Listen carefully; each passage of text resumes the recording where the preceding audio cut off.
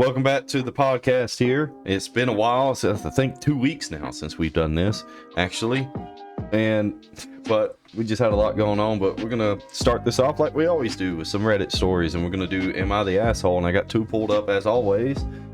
And the first one, which already has a conclusion with it and an update to it, but we're just going to focus on its original. It was 18 days ago when this was posted. It's by large-bad6625. Will I be the asshole for selling Pokemon cards I was going to give my son and disallowing him to go to the Nationals for bad behavior? My son, 10 male, got into Pokemon cards around 2 years ago after I introduced him to them, and he's been playing with his friends with his cards, and has also been collecting them. About a month ago, I got a big pay bonus at my job, and I went all out. I went out, and a friend, it's kind of a little messed up with the wording, so I went out, and a friend, a retired Pokemon card collector, was nice enough to give me a completed collection of one of the new sets called Prismatic Evolutions, as well as 4 pre-built decks. His birthday is around a week, June 10th, and I was planning on giving it to him as a birthday present. However, recently I've noticed that he sometimes isn't doing the chores I asked him to do around the house, instead focusing on playing with his cards. Now, the NA Nationals are coming up soon, and he's been very excited to go. He spent a lot of time practicing during regionals and even got in the top 16 at one of them. However, because of his behavior, I feel that some discipline is necessary. Me and my wife talked about this, and I suggested that we sell the Pokemon cards I was planning on giving him, and I suggested that we not allow him to go to the Nationals. However, my wife said that it was too harsh. I decided to go and ask on Reddit, as I want there to be a neutral opinion on this topic. By the way, the cards I'm selling are the ones I was going to give him, not any cards that he has in his personal collection. Also, I am paying for the trip to the international tournament. Figured I'd clarify before people ask. An edit to clarify a few things. The chores he hasn't been doing are mainly cleaning stuff. He doesn't know that I was going to give him the cards. It was meant to be a surprise. The friend gave the cards to me and said I could do whatever I want with them. It was my decision to give them to my son since I only play with older cards. I hate the newer sets. He's been told a few times by me and my wife that he needs to do his chores. He's gotten a grounding and his phone taken away in the past. So, do you want to answer, or you want me to answer first? I answer first. So I think, bro, you don't need to be selling the cards, man. They might be worth a lot of money in the future, for one, and two, he definitely need to be disciplined for sure. I would just wait after the tournament, because that can be a really, really big thing for him with trying to become, like a pro player or something. We're doing cards, and I'm trying to read right real quick. Sorry. Yeah, and if you say that you was going to give it to him, you should just give him the cards. I would wait to give them to him, though, probably after the tournament, and I feel like after the tournament you should punish him. But if he's been waiting on this tournament for a long time, you should just go ahead and just let him go. Go ahead and get it out the way, but he definitely need to be, punished afterwards. But this is a big thing. You can make a lot of money from off these tournaments and stuff, and at the same time, you don't want to get your son hopes up, and then next thing you know, you don't take him, now he hates you. Yeah, I agree. Yeah, no, you're the asshole in the situation completely, because according to the title, I was expecting legitimate bad behavior, not, oh, my son doesn't do some of the chores. His words, not mine. He's not doing some of the chores. Okay, so it's kind of like taking the nuclear option on selling Pokemon cards and revoking his right to go to the nationals to play this after you done made the promise. No, yeah, you're the asshole. That's way too extreme. Am I saying that the child needs to be disciplined for not doing his chores? Yes, of course. I do the same thing with mine. I shouldn't have to repeat myself. If my child knows he has chores to do, then that should be a priority, and then he could focus on what he wants to do. But no, you got the cards. Go on ahead and give him the cards on his birthday and or after the nationals. I would say to give him the cards on his birthday so that he can look at it. He might be able to upgrade his deck that he's planning on using at the nationals. Exactly. Might be able to get ahead on that, and then let him go to the nationals. But I would sit down and talk with him and let him know, like, hey, I'm just letting you know, like, I'm not going to distract you right now. I know this is a big thing, but me and you, we're going to have a serious talk about these chores that you're not doing after the tournament. So just enjoy what you're doing right now. I'm gonna let you get away with it for the moment because I know this is exciting for you, but after the tournament, we're gonna figure out what we need to do to get you to start doing your chores around the house, because if you're gonna continue to not do them, it's gonna become a bigger issue. That's how you should go about it. Don't sell those cards. Especially don't sell the cards. Most likely his chores is taking out the trash and cleaning up his room. Most likely. He's 10 years old. Give him some slack. Yes. You know, it's not that serious. Just have a simple conversation to your son about it. Yeah, you don't have to go to extreme with just ruining his damn dreams and just tell him, oh, you ain't going nowhere. What it sound like to me? You don't want to go, or you might not have the money to go, and now you're trying to find an excuse not to take him. That would be me. It might be a stretch, but that's what it sounds like to me, buddy. Yeah, that's what that would be me. I don't like travel, but no, yeah, definitely. And he did make an update to it. I'm not going to read it, but from what I read a little bit on his update before I read this one, everybody apparently was calling him the asshole, and he accepted it for what it was and corrected course. So that's good. So that's good. Other than that, with the second story that we have for today, it is by Belly B 93. Am I the asshole because my getting on to my boyfriend about not getting a job? You're not. I'll bet. My boyfriend. So, just the first few words. So it says, my boyfriend and I have 2 kids. Oh, it's time to go to work. What are you doing? Ages 5 and 8, and he ain't got no job. He got a job, man. What you doing, bro? Well, I'm gonna read the rest, but right off the bat, no. Like, beat his ass. it got to be a thing where he got like a missing arm, a leg, or disability. Something got to be going on. Or a major health concern. Yeah, major health concern. If you're fine, you didn't take your ass to work. Yeah, so my boyfriend won't get a job. My boyfriend and I have 2 kids, ages 5 and 8. When our first was born, I stayed home while he worked full time to support us. He did that for about 4 years, and I've always been grateful for it. Now things have changed. I have a good full-time job that covers all the bills, though not much more. About a year ago, I supported him leaving his job to start a lawn care business. I believed in him and wanted to give him the same kind of support he gave me. But it's been over a year, and he still only has 1 client. I've tried to be patient and supportive, but recently I've started asking him to at least consider getting a part-time job while he continues to grow his business.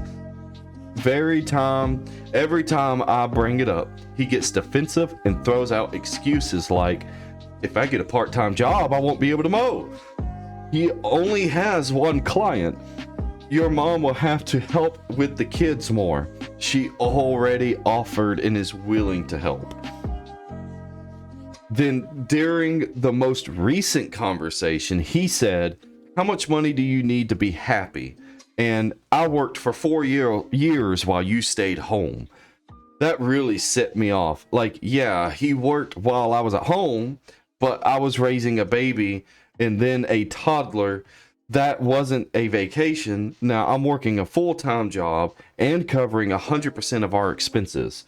He does take care of the kids more than I do, and I fully admit I can step up more on that front. I'm not ignoring his contributions at home, but like I'm also exhausted and overwhelmed, and I feel like I'm being made to feel selfish or ungrateful for just asking for help. I ended up yelling a little out of frustration. I'm not really proud of that, but it had been building up for a long time. He's now mad at me and being kind of cold. And I think it's mostly because I brought up the job situation again, not because I yelled. Am I the asshole for yelling and punishing him to get pushing him to get a part-time job when his business still hasn't taken off even after a year later when he started? What do you think? You is not the asshole.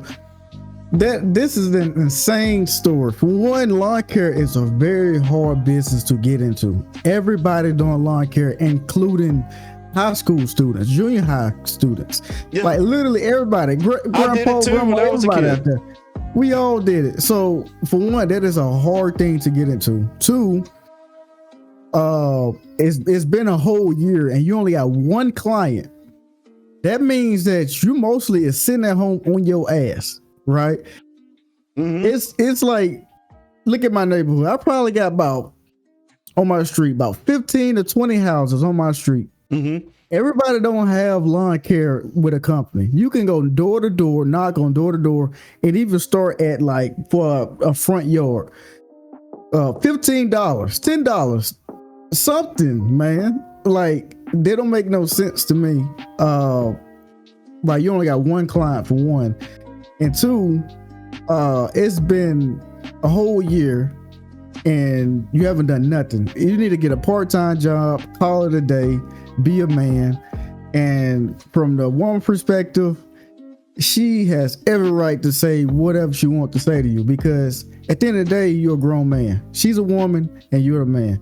Yeah, it's not always going to be 50-50 or, 70 and whatever, 30. It's not gonna always be like that. Everybody's gotta do their part. Everybody gotta do their part. But at the end of the day, you're a grown man and she's the woman. The man is supposed to lead and supposed to carry the team. Yeah, you down, but at the same time, it's time to get back up off your ass and go back to work. At least part-time. Help out, do something. Mm-hmm. Yeah, I'll take care of the kids is one thing, but at the same time, financially, it seemed like it's taking a toll on your girlfriend. Yeah, your girlfriend. And eventually, she's not going to take care of a grown-ass man no more. So, it's either you get your shit together, it looks like the kids and her going to be gone. Yeah. Because I agree. Yeah, no. OP is not the asshole by any stretch of the imagination. It sounds like she's been very considerate and grateful for the things he contributes and stuff like that, and what she's arguing for should not have any type of aggression in it whatsoever. She's just simply asking for help. That's all it is. She said in the post that the money she makes from her job pays for everything, all the bills, the food, all that. And what it sounds like, they only have a tiny bit left over to just kind of do whatever they want with. Maybe go out and eat once that month. Go out to eat once. So yeah, no, he had a full-time job, left it for a dream of having a lawn care business. Look, I'm all about trying to go after your dream, but I don't know. Why do you only have one client in over a year? Did you not try? Like, it doesn't sound like you tried, because you could have went for cheap, for pennies on the dollar, make stacks of business cards, went and printed out at like your local library, spending pennies on the dollar to print out a bunch of flyers, go hang them up at gas stations, we go make signs to put in the grass on the side of the road, and go and bring your cards, go into local establishments. Says when you go into a local establishment, there's always this business card sitting somewhere. Just put your stack right there next to them. Go door to door, and instead of asking, instead of saying this is how much it is, since it started off what he should have done, good faith, word of mouth is a big thing. Hey, I'm starting a lawn business here. I'm really good at what I do naturally on my own yard. I'm wanting to get some clientele, but for now, just to start with, since it's new, I'm willing to offer you your first 2 lawn services to be completely free. Just let me do it, and then you can decide if you want to stick with me after the first 2. Just get that good grace out there. Word of mouth is still powerful to this day. Sounds like he didn't do none of that to grow. He didn't do nothing. He been at their house chilling, man. It seemed like, for me, if I quit my job, a full-time job, to go and like just do something that I've been dreaming about, that I've been really wanting to do, I'm gonna put 1,000% into it, because it's all or nothing. Yeah, it's you gotta make the risk. You gotta be you taking a big huge risk right now, and you gotta go all in or nothing. And man, it's just, you got a 5 and 8 year old, man. It's trying to get it together, and you still can follow your dream. I don't know why the hell a fucking lawn care business is your dream. Hey, but that's insane to me. Well, what's like out of everything. Because it's a lawn care business he's wanting to grow. Why did he quit his job to start it? It's fresh, it's brand new. Why not make it a side hustle at first? Do it on the weekends. Do it when you're off. Because it's not like you're gonna sit there and go mow this person's yard every day or every other day. Even during the summer, that's once a week mowing. Sometimes 2 times a week, depending on the type of soil that person has in their yard. But that's once a week. Just put everybody on Saturday or Sunday or late Friday afternoon. Make it a side hustle instead to begin with. And then when it grows, then think about quitting your full-time job.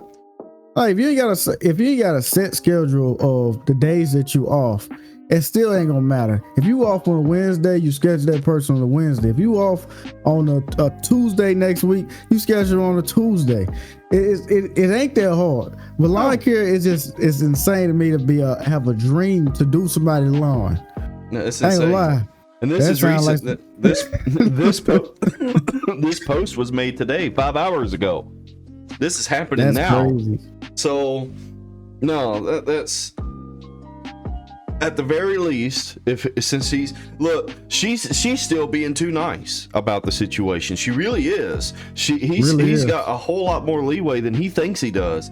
She's just asking you to get a part-time job. She's not telling you to either suggest weekends only, get a full-time job, or screw this and get a full-time job now or I'm leaving you. No, she's giving you even more leeway now by saying just get a part-time job, 20 hours a week, just a little extra cash in the house. Yep. Just a little bit. It's a little bit, man. Go deliver some damn pizza or something, man. Like for real. No. Like go do something, dog. You gotta do better, man. You being lazy.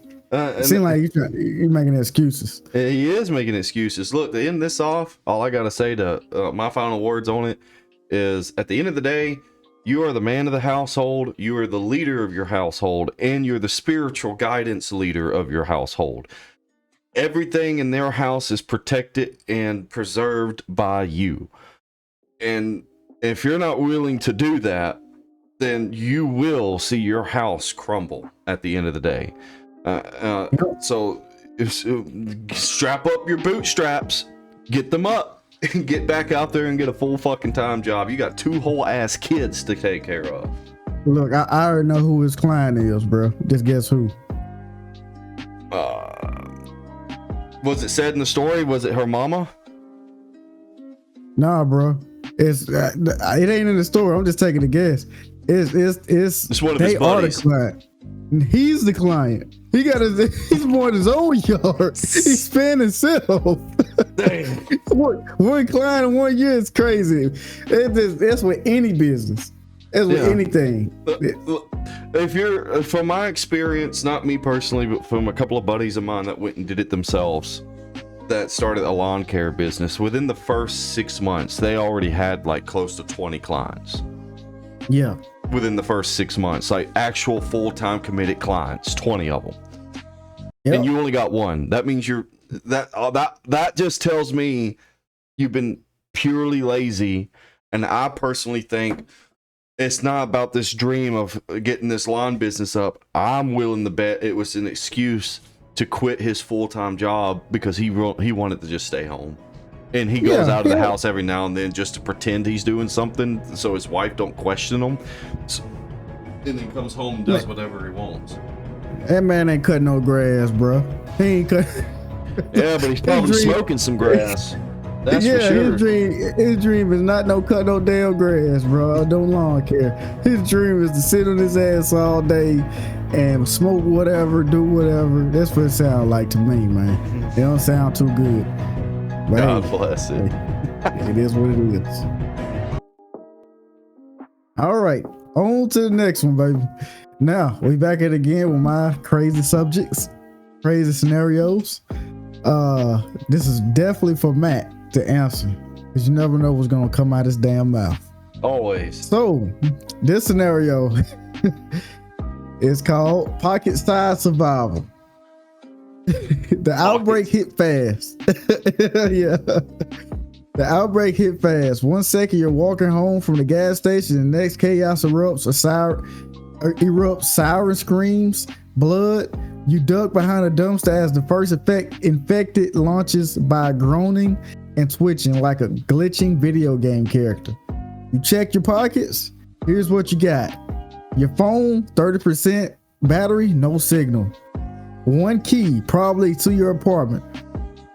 Lighter, a stick of gum, $4.37 in mixed change. Mini Swiss Army knife, the dull kind that's more bottle opener than a weapon.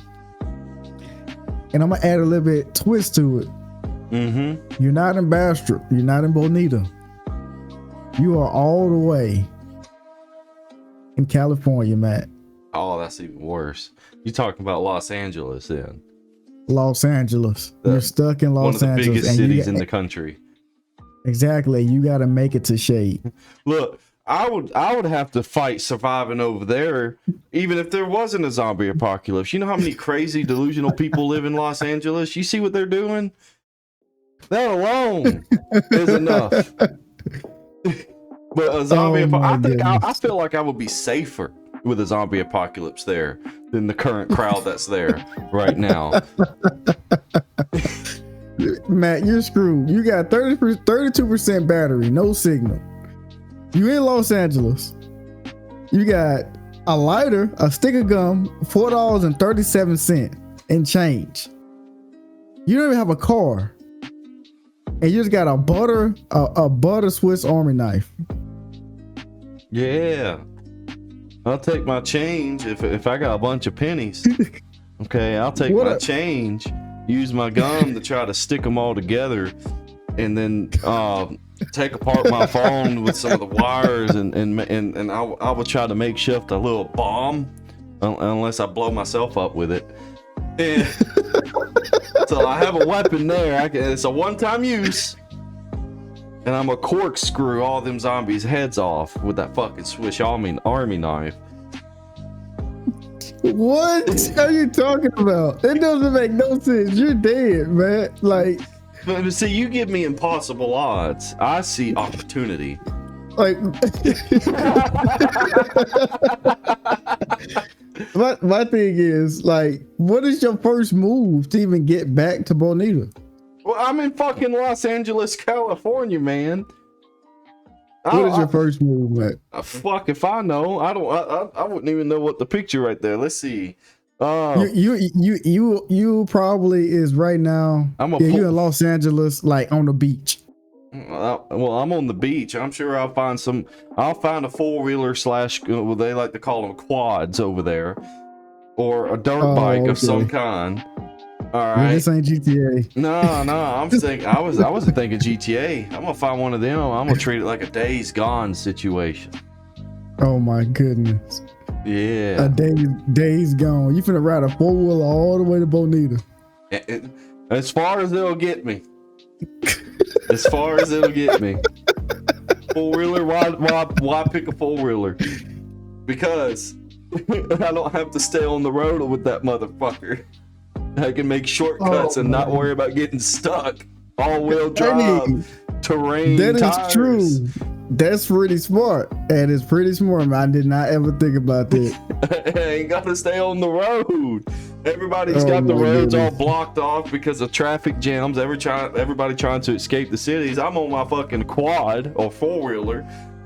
And I'm just saying, fuck that. I'm going through the woods. The thing, you don't know where the hell you're going though, man. You just going through the woods just to go to that. Look, I'm in California. All I need to know is I need to head southeast, more east than south, but southeast. And all I gotta do is just wait until it's daytime, which is probably daytime, and look at the sun. That's all I gotta do. The sun is your own compass if you know what you're doing. Man, have you ever used the fucking sun as a compass? Yes, I have actually on multiple camping trips when we went on hikes when I was younger. I forgot you one of them. Yeah, the sun is it rises from the west, sets in the east. Okay, let me ask you this: you ride through the woods? Yes, ma'am. And all you on your quad, and all of a sudden you hear a lady screaming, help me, help me. Man. She flipped over in a truck and zombies all around it. But inside of that truck, before you answer it, is a shotgun, a pistol, and a machete. But it's 10 zombies all around that truck. What are you doing? Are you moving on, or are you trying to save that lady to get to them guns? Well, see, at first, because you said I was in the middle of the woods, so when you said that you hear a woman screaming for help, the first thought that came to my head immediately before you continue is, I ain't helping no fucking skinwalker. That's how they get you. All right? If you hear a woman in distress screaming in the middle of the fucking woods, there's two problems with that. One, it's more likely a skinwalker, and two, it knows you're already there. Yes, sir. I'm fucked. I'm going away. I'm running as fast as I can. Fuck that. But now in this scenario here, I got 10 walkers surrounding this flip pickup with a woman screaming inside of it. Nah, she's my decoy. You see, she's screaming. The zombies are focused on her. I'm gonna sneak over there, kill what I have to kill, grab the loot, and then leave.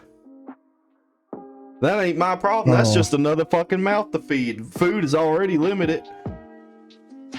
I'm trying to get back home. Man, plus, she's from California. This is Sodom and Gomorrah over here. She probably fucking deserved that shit.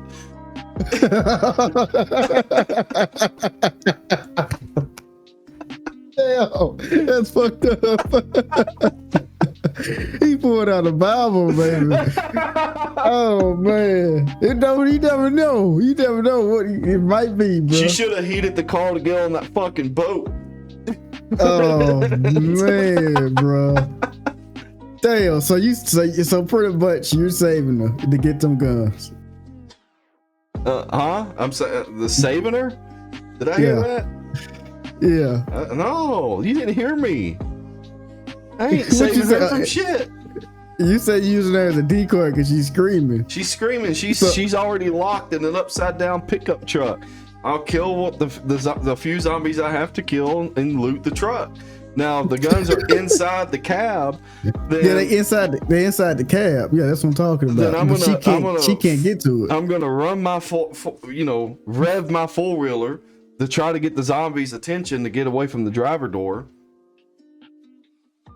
And try to draw them away, and then I'm gonna be on my 4-wheeler and go to the pickup truck as fast as I can after I done got them away a little bit, because I'm assuming that some of them are sprinters or runners at least, and not just walking. Yeah, I'm it runners and gonna walkers. get that girl out of the truck and say, hop on. And she'll get on my four-wheeler. I'm gonna drive back towards the zombies and try to lure them further away from the truck while she's telling me all her pronouns and shit with her blue fucking dyed hair. And then, and then when I get them far away from the truck that I like them, I'm gonna shut her ass up and push her off the fucking four-wheeler and then drive off so I can get back to the truck, get the weaponry that I need, which she had to have bought off the black market because she ain't buying them in no fucking Los Angeles legally. All right. Oh my goodness. Oh man. Man, so you gonna toast a blue haired ass off that bitch. I ain't got time for it. He said, telling me about her pronouns is crazy. She's probably a man. She's a tranny. Who knows? It's California. She's a tranny, bro. Damn. Oh my goodness. So this is what it gave me, by the way. This is what it gave me. It's you move fast. The Swiss knife becomes your only defense. You grip it like it's an Excalibur. And it sneak through back alleys, jabbing only when necessary, aiming for the eye if you're lucky. The lighter becomes a godsend when night falls. You use it to burn scraps in a metal trash can for heat and light. The gum, you chew it to stay calm. the minty taste keep your mind from unraveling. You find an abandoned car, your key doesn't match, but that doesn't stop you. You smash the window with a brick, hot wire it using techniques you remember from YouTube rabbit holes. No luck, dead engine. But then the glove compartment jackpot. A half-used first aid kit, a flashlight, and a holy crap a map. Oh, holy crap, a map.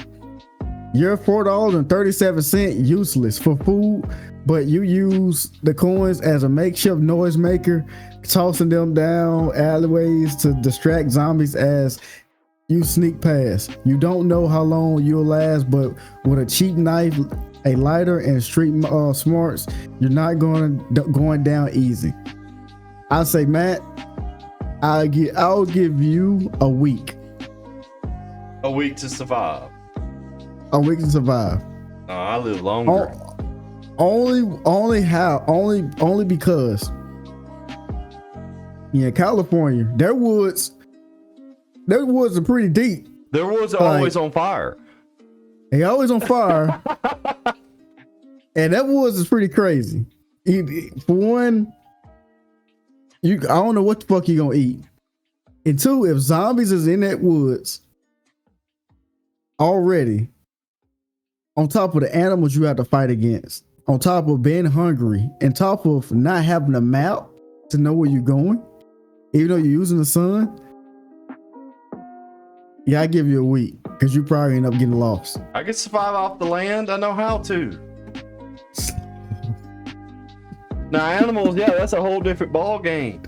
All right, but you find against zombies and animals in the woods. Yeah, they're going to be more. The animals are going to be more focused on the zombies. Oh my goodness. No. No. Oh my goodness. I'll find my way home. I guess so. So how long do you think you'll survive? You think you'll make it all the way through to Bonita? No, I wouldn't. If I was stop, so I'm gonna stop fucking around. I guess realistically, no, I wouldn't live that long. Realistically, I wouldn't live that long.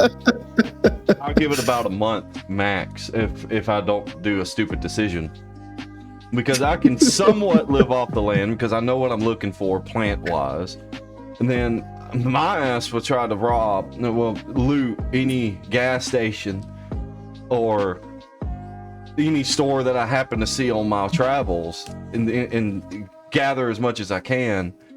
Realistically, I more likely probably wouldn't make it, especially if I stick alone the whole time.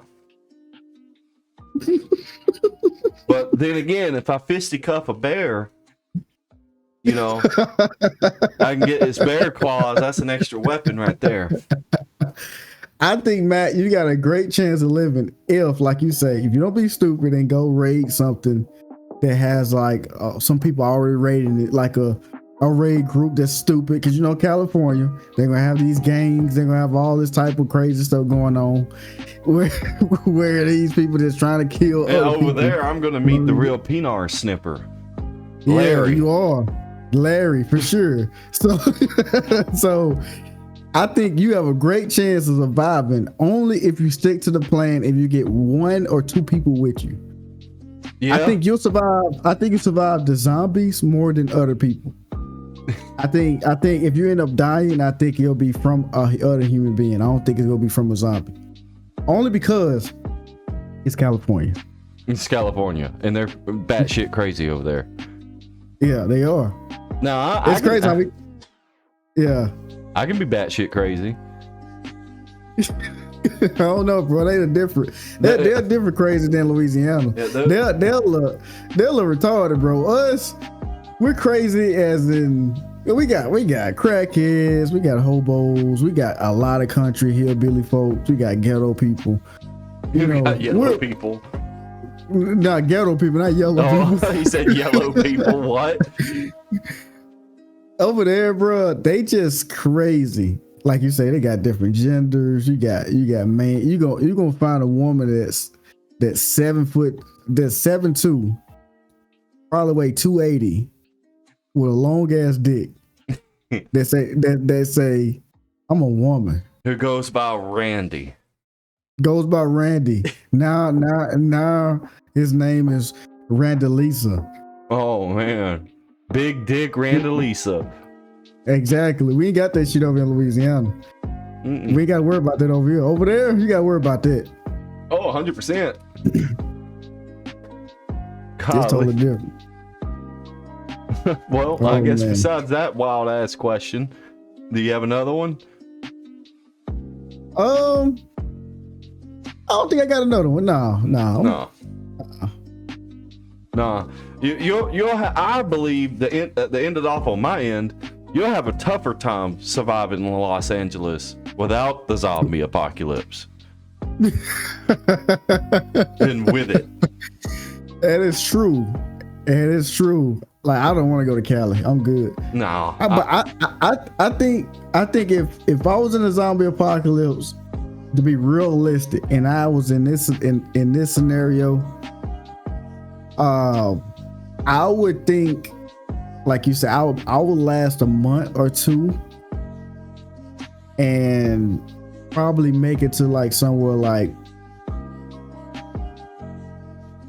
Arizona, or matter of fact, I think I can make it all the way to Mexico, bro, before I be dead. I just need to find a group of like 4 people, good people, no trannies. Yeah. Yeah, no, none of that. None of that. Because they're gonna be focused on the zombies have their rights too. We got to be kind of nice to them and accept them as people. No, man. I need 4 people that's older than 25 or 24, under the age 35, and people that just know how to survive off the land. Damn. So what you're saying is I got 5 more years of use and then I'm worthless after that. Is that what I'm hearing? Pretty much, man. It's only downhill from there. That's it, man. I see how it is. I'm gonna remember that. Usually, Matt, about 35, 36, 37 in a zombie apocalypse. It could be real good or real bad, because you could be really, really fucking smart and like actually not be stubborn in your old ways. Because when you get older, you get a little stubborn, you get a little crazy. You get a little stuck in your ways and think you know everything and try to boss all the people that's under you around. Mm-hmm. You know how it goes in movies. Think they're the leader because they're the oldest. Or it can go correct, where you're a cool, laid back guy, where you're trying to help out the team, you're good at things, and you're just trying to stick to the plan. Nah, I'm the captain. See, that's why I'm the we did fucking it. captain. That's why you be gone. You don't think I could lead? I'll be like Rick Grimes. No, I think you can lead like a motherfucker. But the thing is, you don't lead like the governor. No, I wouldn't be like the governor, man. You're like the governor, man. No. You can't be trusted, man. You can't. You gonna be fucking cooking everybody in that motherfucker, bro. You gonna be having you gonna have Elijah soup in that motherfucker, bro. Hey, whatever. when food rations get low, you gotta make up for it somehow. Oh my goodness. Golly, bro. I guess I'm ending off on that. So with video games today, this game that I'm about to bring up is already being nominated for the worst game of the year. And we still have half a year to go to see if that sticks.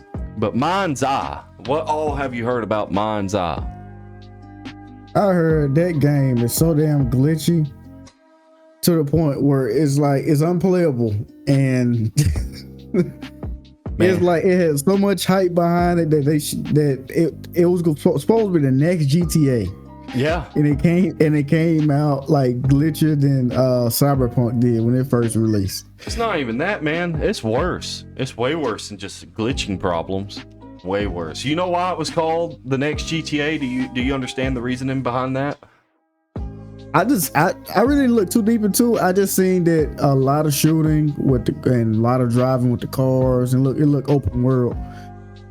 So there was a person who used to work at Rockstar.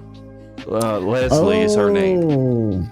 Or I know Leslie. Yeah, Leslie. Yeah, so he worked on the original Grand Theft Autos, including GTA 3, Vice City, and San Andreas. He's worked on all of them, and he had a big part in GTA 5.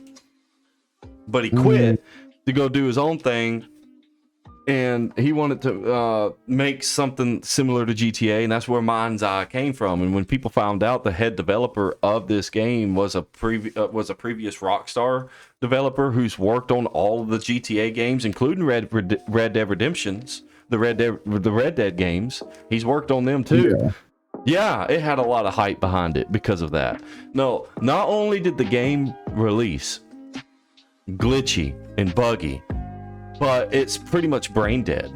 Even when it works fine, it's brain dead. NPCs are brain dead. There's no police system. You can basically do whatever you want. You won't suffer no consequences. You can aim your guns at people. They won't react. The NPCs are brain dead. They have zero reaction to anything that you're doing. The driving is okay in the game, driving wise, but that has its own buggy mess.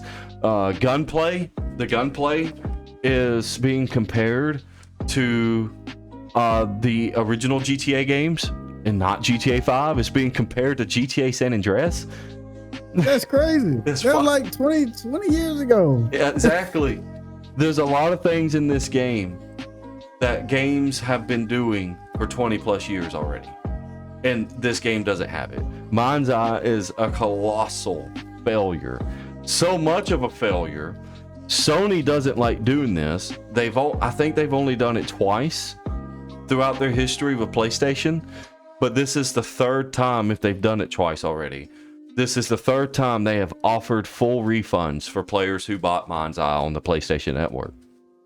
Yeah, I'm just looking at that, and right now, this is the worst review game of 2025. Yeah, it's nominated to be the worst game of the year. But again, we still have 6 months left to go. We'll find out if it stays that way. But as of right now, Mind's Eye is the worst game of the year. That is crazy. And they did a crazy job on this trailer too. Yeah. A great job on it. If you're looking at the trailer without looking at the reviews, it'll make you want to buy that motherfucker right now. It looked like it was going to be promising, but the story is stupid generic. The gunplay is 20 years dated. It's buggy as shit. The NPCs alone are dumber than GTA 3's NPCs by a long shot. And that came out, I think, in 02, or it was either late 01. I think it came out the same year as 9/11. I want to say it did because the GTA 3 got delayed because of 9/11. Because the game takes place in New York or Liberty City, so they had to cut some missions or dialogue and other things out of GTA 3 after 9/11, so it got delayed. So I think it came out the same year, if not very early 2022. I don't remember. It's been a while. But yeah, GTA 3 is better than Mind's Eye in every aspect, and that's crazy. I'm gonna put it past it, man. This goes to show, like with these games, man, it's getting rushed. Modern gaming. Yeah, that's what modern it is. Gaming is. That's why everybody say gaming is dead. I'm not talking about the ones that only play 2 games. That's Madden and 2Ks. I'm talking about the people that actually have like a lot of, play a lot of games, genres and games and all that stuff. Speaking of the people that only play 2 games, like NBA 2K or Madden. Even they came out after Mind's Eye. A couple of them did. So y'all want to sit there and say that gaming is better now than back then, and they went through this huge list and talking about back then. You could just tell if a game was good or not, because today you're having to like search for this great fish in a pond full of little fish to find the best one, and it's impossible to find. And even with these Madden players and 2K players, they were like, even back then. You saying I only play Madden or 2K? No, back then we had NBA Jam. We had all these other type of NBAs, or remember NFL Blitz, or all these other variations of the NFL and NBA that has been watered down to just one type of NBA or one type of football game. When back then there was like 10, 20 different types on how you could play this game. That's crazy. It's wild. So no, like this generation, and I know we talked about it before the last time we did a gaming episode, but this generation just will not fully get to understand or appreciate what the golden age of gaming used to be. We lived it. We know, and we're never gonna get that back. Well, not in the AAA sense. AAA games are dying, but AA games and indie games are on the rise. And they're on the rise for sure. More people are playing indie and AA games than they are AAA games in today's time. Yeah, because even though they're simple games, it's so simple. It's fun because it's not buggy. If it is, the developers are on it that same day. You getting updates every 5 seconds to fix the game because they care about it. Yeah. Games like Mind's Eye, you could tell that they rushed the game. You could tell that, they really wasn't. It was pushing the GTA aspect. They wasn't pushing what they needed to push. Because when Cyberpunk 2077 come out, and I still have PTSD from it. Man, when you compare Mind's Eye to day one release Cyberpunk 2077 might as well have been a masterpiece compared to Mind's Eye at release. Like Cyberpunk 2077, and that was another game that Sony offered refunds on, and it was removed off the PlayStation Store altogether for a while there. I remember that. Yeah. So even though it came out a buggy mess, when it worked, it was fan-fucking-tastic. Great game when it worked. You can't say that about Mind's Eye. I've seen people playing it, streaming it, even with Moist Critical. I was watching him play it on his stream, and there were a decent amount of parts that he was playing through, and the game was perfectly fine. No bugs, no glitches, but it was just so awful. It was so bad watching just a normal gameplay when it actually worked. It sucked. It is crazy, man. Like you say, our kids generation will never experience. Well, they will, because we'll let them play this game. Oh, But my son's at playing least my original Xbox right now in the living room.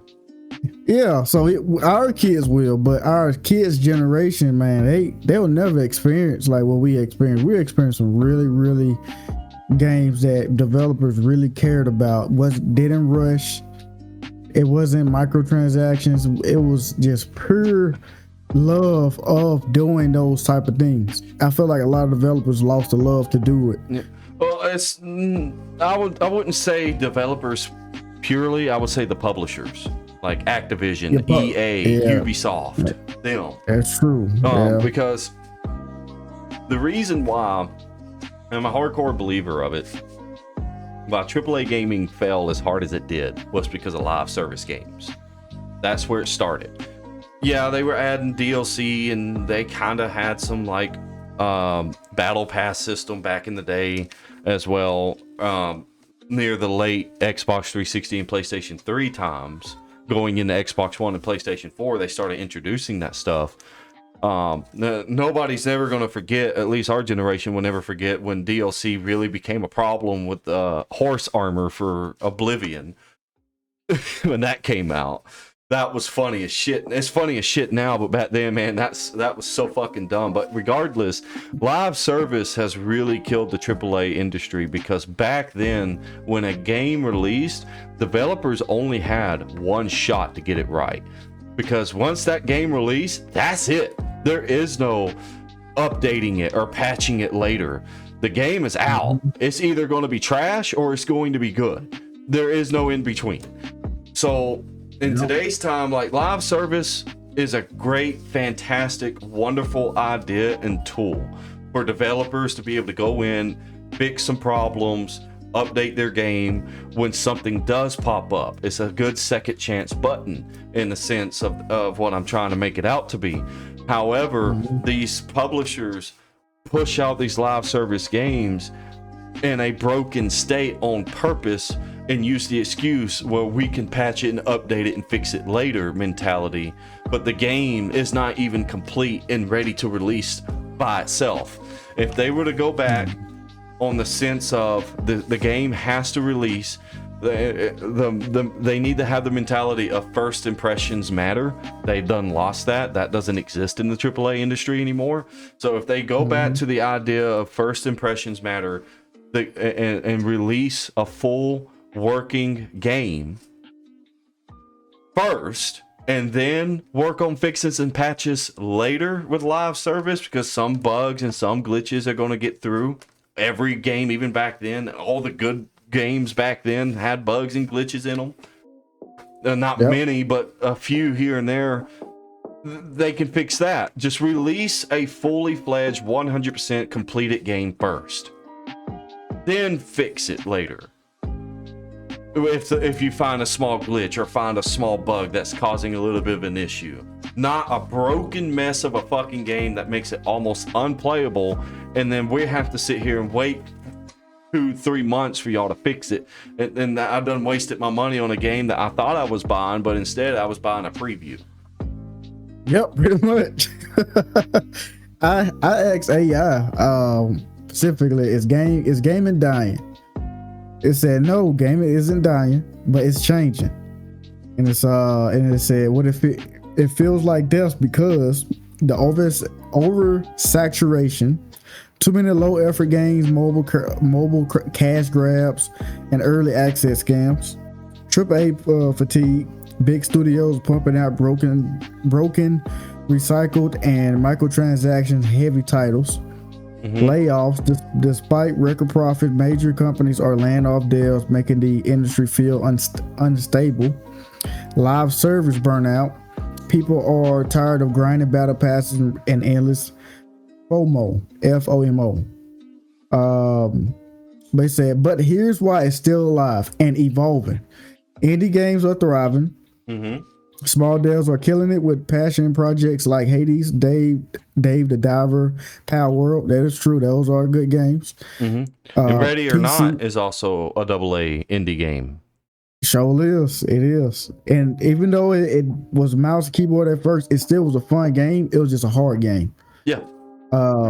It's a PC and retro gaming are huge. Emulation, mods, old school gems are more loved than ever. Streaming and esports, millions are still tuned in daily on Twitch, YouTube, competitive leagues. VR, AR, and cloud gaming. The tech is growing, even if slow. It's not dead, just in an awkward teenage phase. Yep. Global player base, billions still play, from casual mobile games to hardcore modders. And it's a gaming isn't dying. It's just shedding some old skin. And yeah, it's messy. The soul of the gaming creativity, connection, challenge is very much alive. You just have to look past the noise. Now, here's what's crazy though. This new day and age of games, they've done run out of creativity for the most part, AAA wise. Man, in the past 5 years, I have never seen so many remasters or remakes of old games.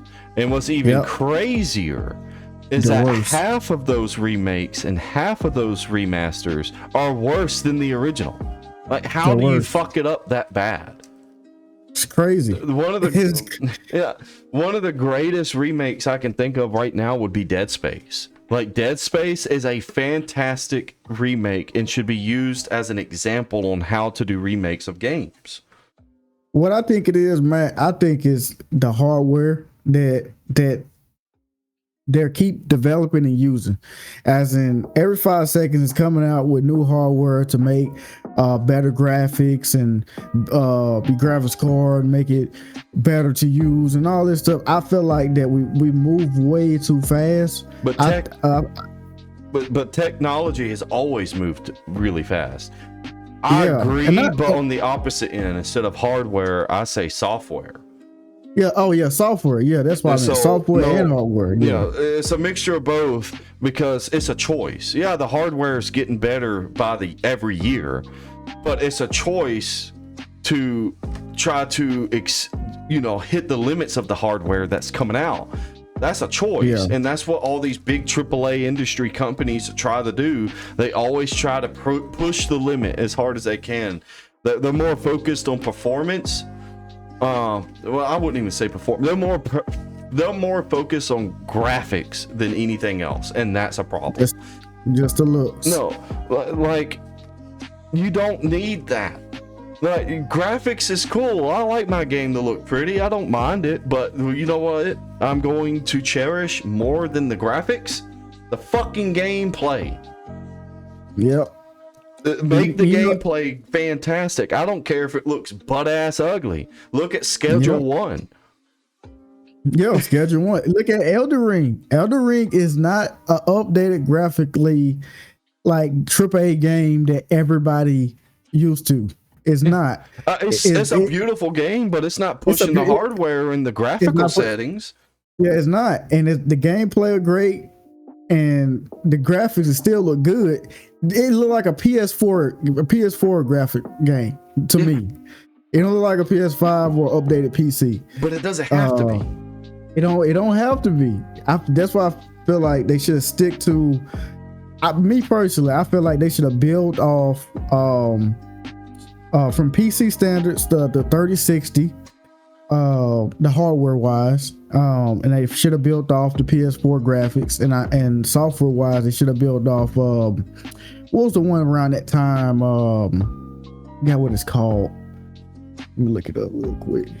While you're looking that up, when it comes to this as well, like with battle passes or loot boxes, which loot boxes have been phasing out. Battle passes is the big thing that's been going on the past couple of years now. Look, back then, I mean, I understand people, the company only made their money on how many games they sold. And if this game sold well, that means it was a good game. And it really was a good game back then, if it sold well. But I understand they want to have their money in some form or fashion and blah, blah, blah. Then do what Fortnite's doing. And what I mean by that, great job. Yeah, do what Fortnite. Yeah, Fortnite's free to play, but I'm not saying make your game free to play. Release a full-fledged game. Any DLC that you make for the game, maps, weapons, doesn't matter. Just something DLCs, release them for free, so nobody's locked out of the content for matchmaking purposes or multiplayer purposes. Everybody can play together.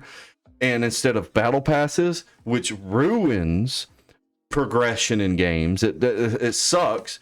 Halo Infinite is the best example of a battle pass ruining progression on how that works.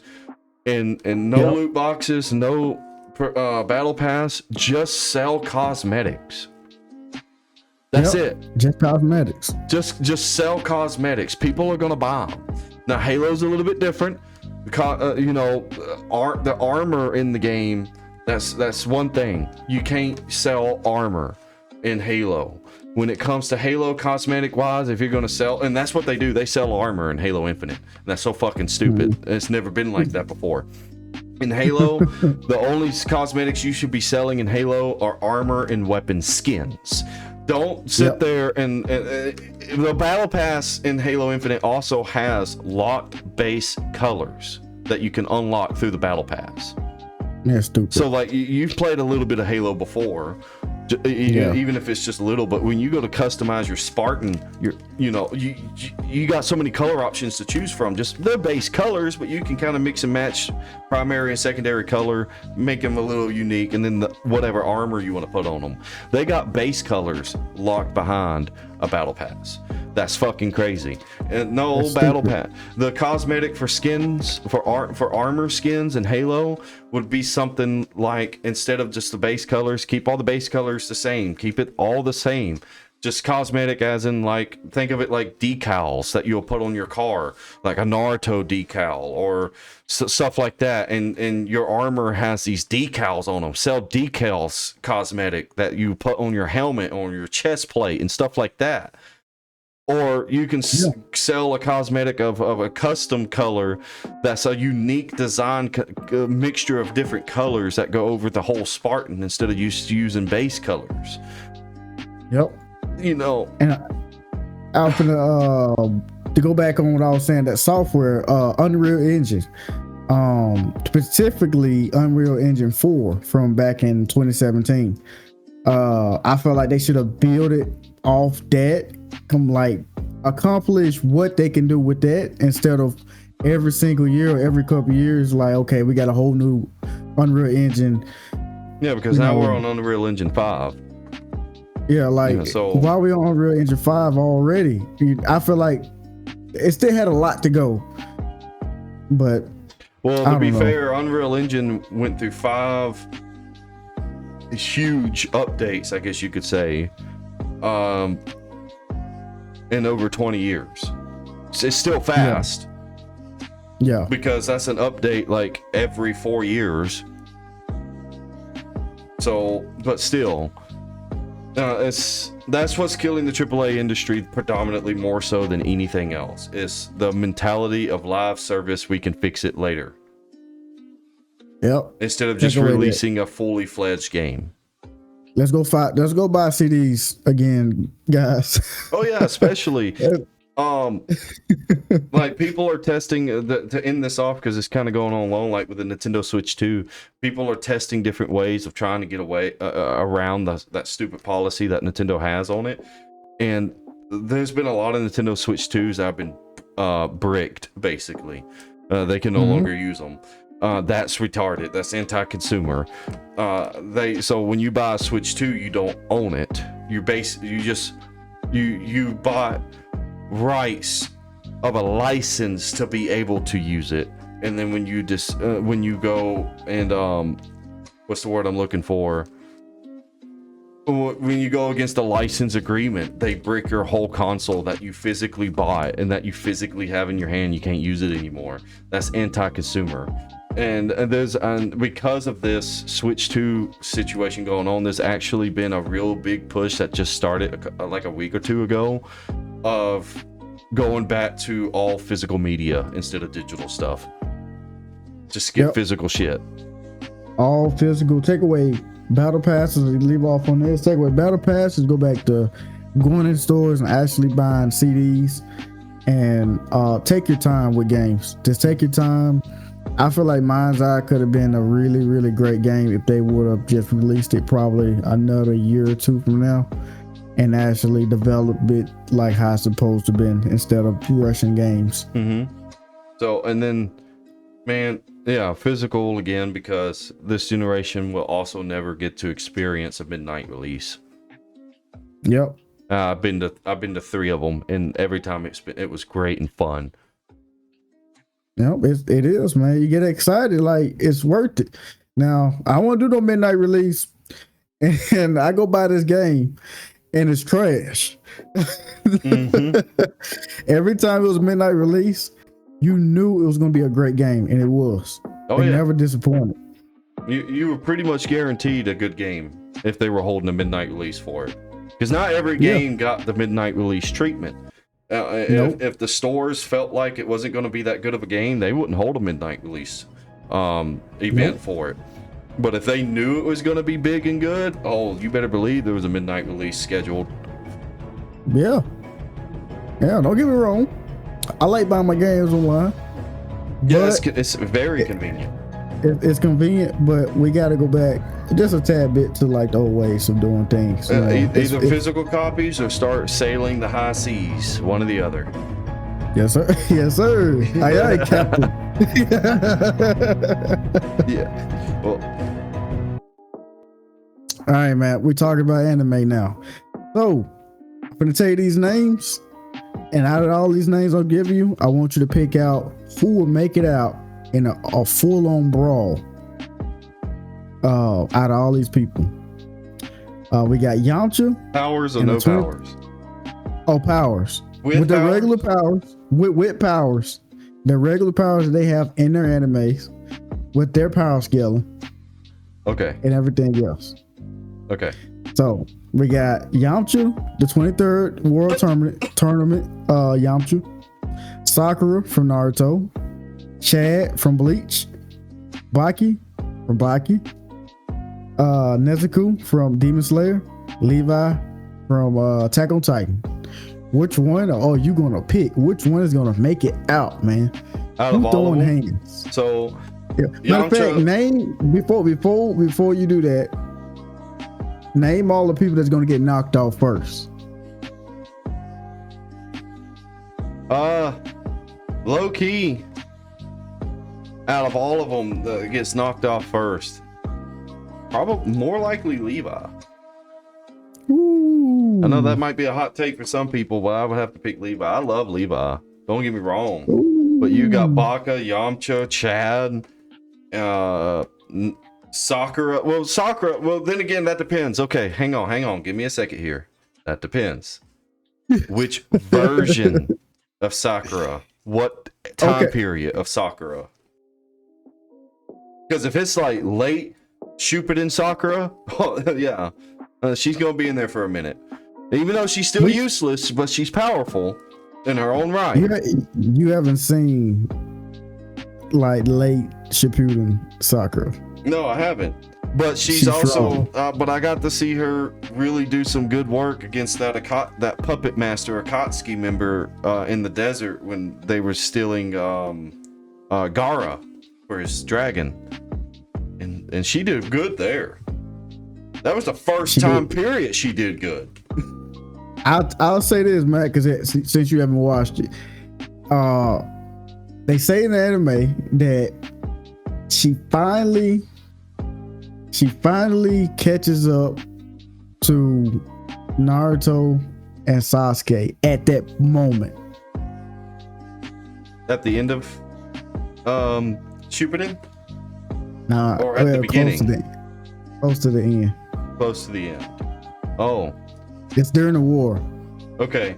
So for this, let's just pick, is it late Naruto, early Shippuden, mid Shippuden, or late Shippuden Sakura? Compared to all these people, I would say late Shippuden to have her on the same par as Yamcha, Chad, Baki, and Nezuko.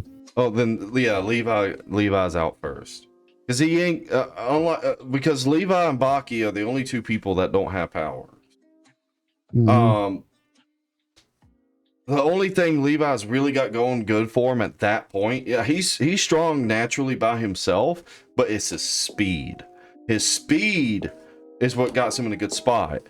But see, we're using Yamcha, and now we got to figure out which version of Chad, because that matters too. We got let's just say that he got his arm power, at least his defense arm, at the very least. So let's say the first bleach, but in the bleach. Oh yeah, okay. So you're talking about Fullbringer Chad. Yeah, Fullbringer Chad. Fullbringer Chad. Well, that's a lot of experience, and he's got El Diablo, his right arm. Well, no, his left arm. His right arm is his defense. So if that's the Chad, and he knows how to do his own flash step, because the Fullbringers have their own version of flash step, but his is more similar to Sonito. No, yeah. Out of all of them, Levi is out first. Because he might have a chance against Baka because of his speed, because he can definitely outspeed Baka. But Baka is built like a fucking tank. Okay. Yes. And so Levi has his swords, but he's fast too. He's fat. I would still have to put Levi out first. He's out first. Oh no, he took down the Beast Titan. He took down the Beast Titan, yes. He's fast. Remember, he's just cutting through flesh and stuff. He's fast. He's just cutting through normal flesh, even with the Titans. The only Titan that we saw that could really protect their neck that well was the female Titan. She had that ice ability, or whatever it was. Baki is a human, Matt, though. I know. He's a human. With his swords and his speed, he'll probably beat Baka, but if he's just barehanded with his speed, he's losing. Let me ask I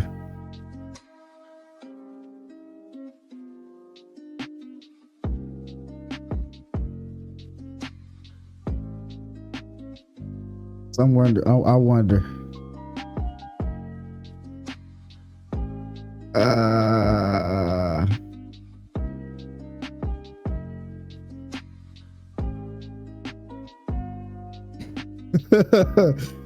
He said if Levi has ODM gear, blaze, and fight in an urban area, he could blitz him and slice before Baki even reacts. But if it's straight hand to hand on flat ground, no gear, Baki claps.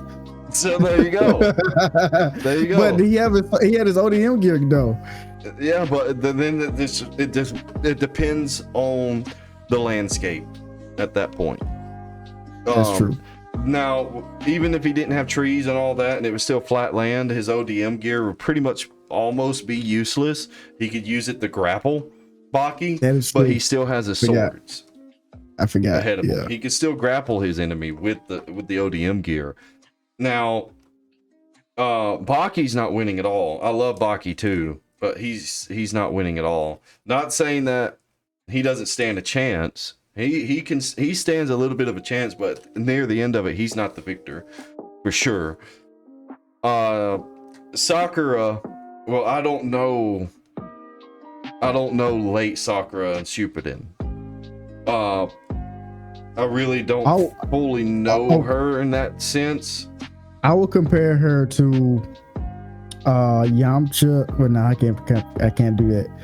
I will compare her to because she's got she's strong, man. I forget her name. The fourth Hokage. No, the fifth Hokage, not the fourth. The fifth Hokage, whatever her name is again. Well, I mean, she's her teacher, and she's stupid strong, and Sakura got that strength from her. I would still put Yamcha and Chad above Sakura. I gotta fight with that one, man. But I don't know Sakura's ending there, because we're talking about late Chad, not 1,000-Year Blood War, but Fullbringer Chad. Chad is different. Chad is no, Yamcha ain't winning.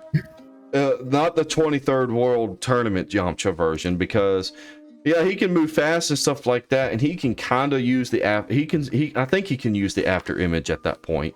Goku was using the after image way before that. But no, I honestly don't see even Yamcha winning.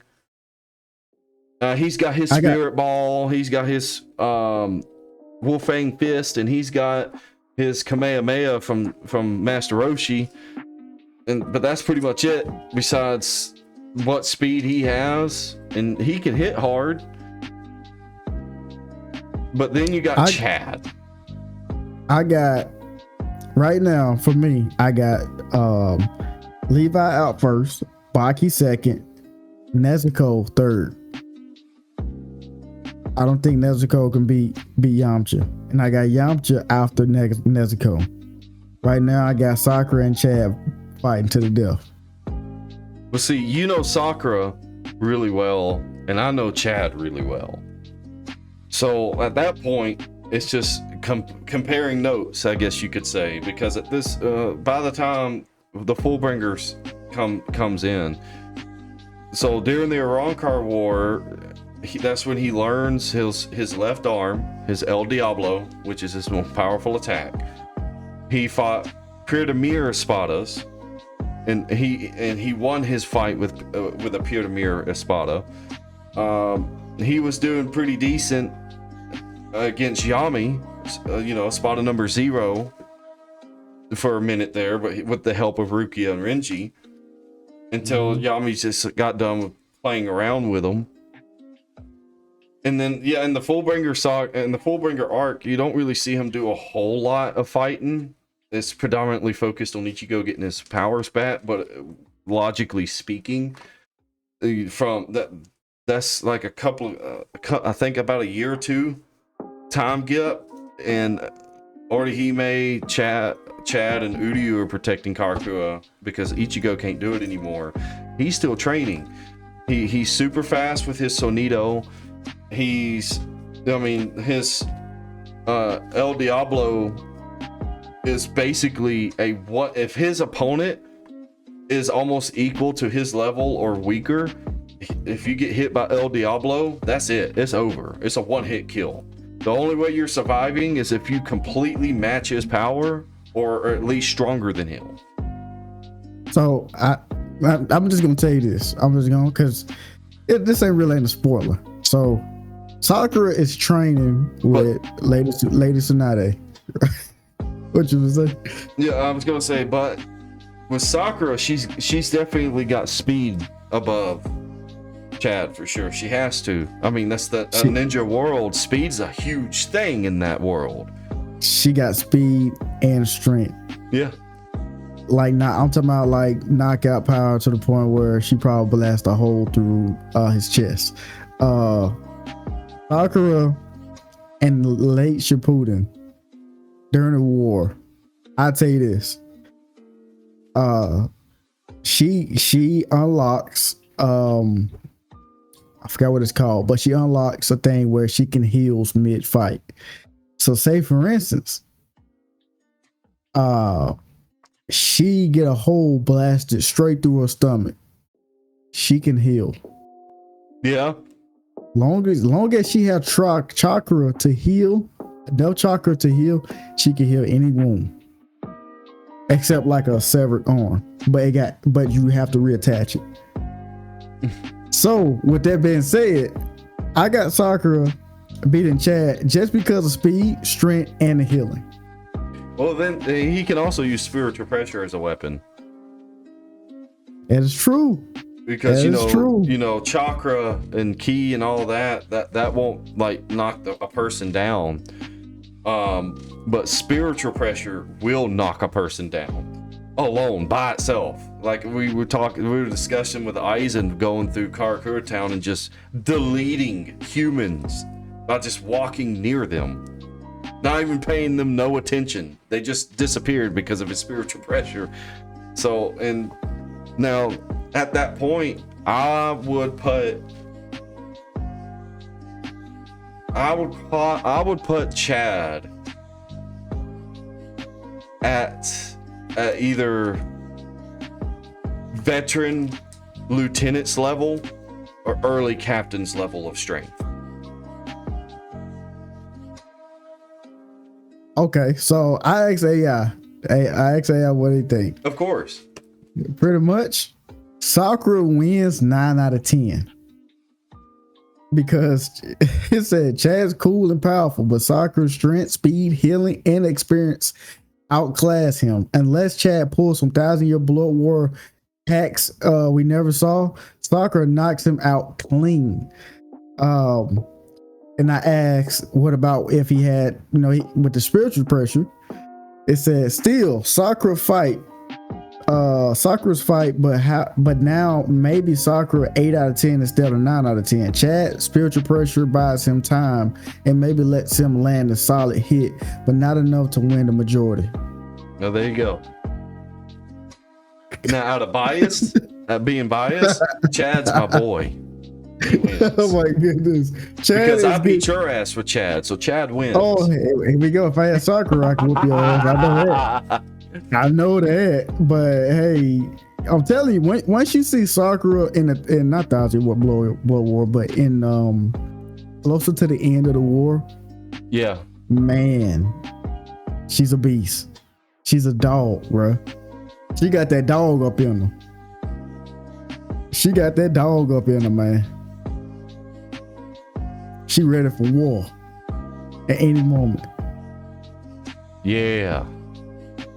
Well, but I'll secede and give that to Sakura because I want to be as logical as humanly possible with it. But out of bias, my boy Chad wins. Fuck you. That's my boy. He built different. That's crazy. That's crazy. I don't know. Yeah, I definitely got low key.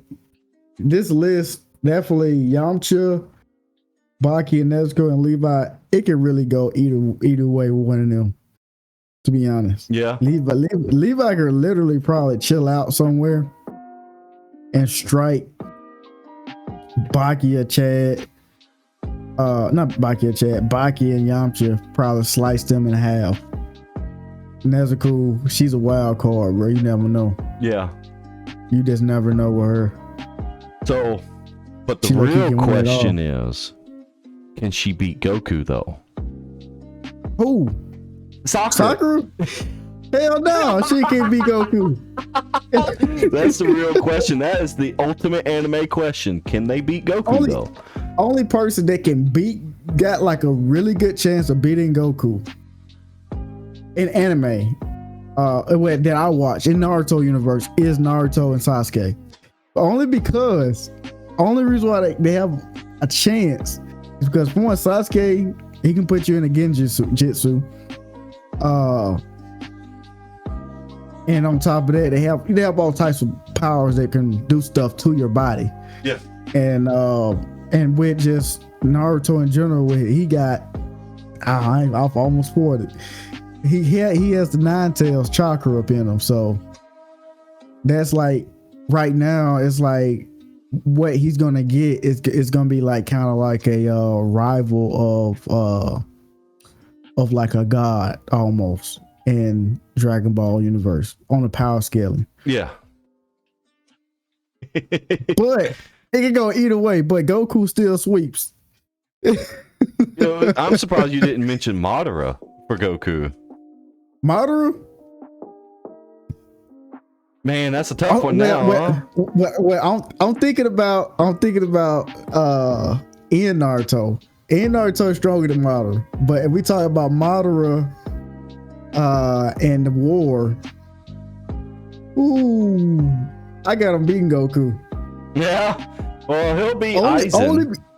Only because he'll be Aizen for sure, but only because Madara have so many hacks where Goku would not like understand what's going on, and Madara is very brutal. Yeah, he's like a Frieza but on steroids. But is he racist though? He racist. Oh. But when he see Goku is taking it serious, he's gonna take it 1,000% serious, and he's gonna strike fast. Yeah. He's not sitting around letting him talk. He might fuck around us up, Goku. You never know. You never know. Mm-hmm.